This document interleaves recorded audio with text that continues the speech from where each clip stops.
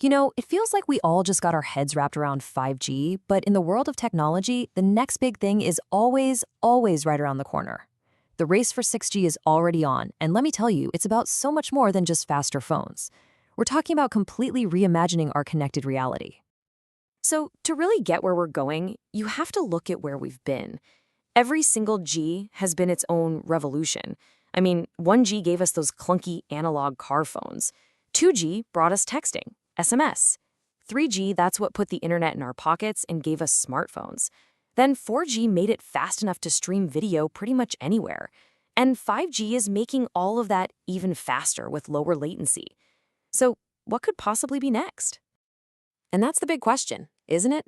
Is 6G just 5G on steroids? A little bit faster, a little bit better? Or is it something fundamentally different? Something that could change not just how we communicate, but how we actually experience the world itself?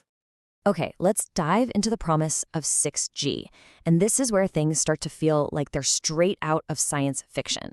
Because we're not just talking about your downloads finishing quicker. We're talking about things that feel impossible today, like real holographic communication. I want you to think way beyond just another Zoom call. Imagine talking to your doctor, and they appear as a life-sized, photorealistic hologram in your living room, or having a family meeting where it genuinely feels like everyone is right there in the room with you.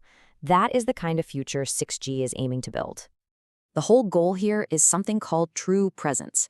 It's about capturing all those tiny human details we lose on a video call. You know, the subtle body language, the actual eye contact. Think about a surgeon performing a remote operation feeling like they're physically in the operating room, or a classroom where students can walk around and interact with a 3D model of a human heart. And of course, a huge side benefit. If we don't have to travel as much, that's a big win for the planet. But 6G's ambition goes way beyond just holograms. This is being designed as the very first AI-native network. And what that means is that AI isn't just an app that runs on the network. The AI is the network. Imagine a network so smart it can predict a data traffic jam up ahead and seamlessly reroute everything for you before you ever notice a lag. That's the level of intelligence we're talking about. And this is where the picture gets a lot bigger. See, 6G isn't just a technological challenge, it's a geopolitical one. The country that gets to 6G first, the one that sets the standards for the rest of the world, will have a massive economic and national security advantage. So make no mistake, this is a high-stakes race to define what the next decade of global power looks like.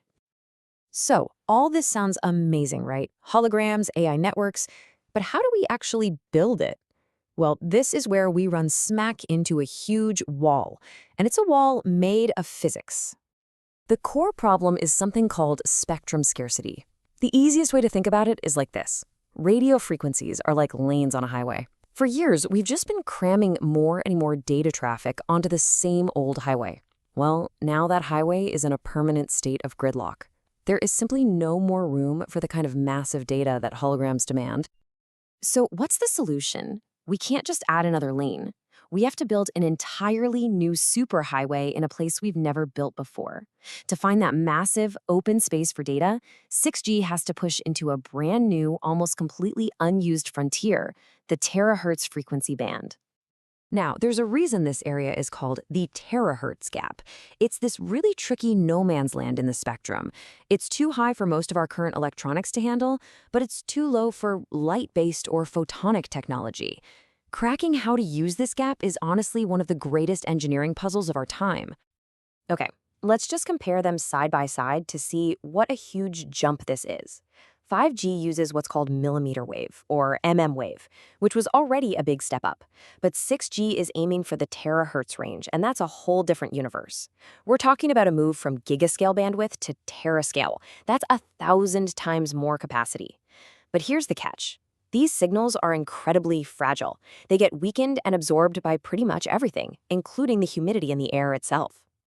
So, why on earth would we go through all this trouble? Because the reward is almost unimaginable. The target peak speed for 6G is 1 terabit per second. To put that in perspective, that's fast enough to download something like 200 or 300 high-definition movies in a single second. It's the kind of speed that makes those science fiction applications we talked about suddenly seem very, very real. Okay, so whenever we talk about pushing into new and more powerful frequencies, a really important question naturally comes up, and we need to talk about it. But we're going to do it impartially by looking at what the actual scientific research says about potential health effects. So, the multi-billion-dollar question that a lot of people are asking is this: with these powerful new high-frequency waves, are they safe for us to be around? What does the science say? And this is where things get really nuanced and complicated. As you can see here, there are laboratory studies out there that have reported certain biological effects from these frequencies. But, and this is a really big but, other scientists looking at that work have raised serious questions about the quality of those studies. Things like not controlling the temperature properly or not being able to replicate the results independently, which is a cornerstone of good science.